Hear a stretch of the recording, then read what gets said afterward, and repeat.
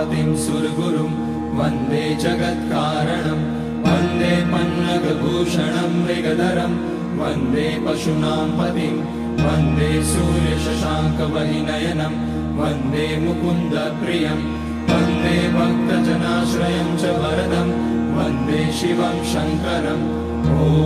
मृत्युञ्जयाय रुद्राय नीलकण्ठाय शम्भवे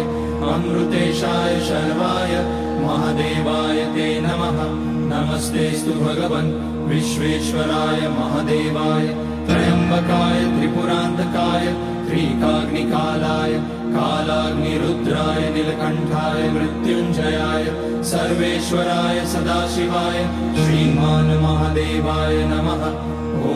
नमः शम्भवाय च मयोभवाय च नमः शङ्कराय च मयस्कराय च नमः शिवाय च शिवतराय च ॐ त्र्यम्बकं यजामहे सुगन्धिं पुष्टिवर्धनम् उर्वारुकमिव बन्धनान् मृत्योर्मुक्ष्यमामृतात् नागेन्द्रहाराय त्रिलोचनाय भस्माङ्गराय महेश्वराय नित्याय शुद्धाय दिगम्बराय तस्मै नकाराय नमः शिवाय मन्दाकिनी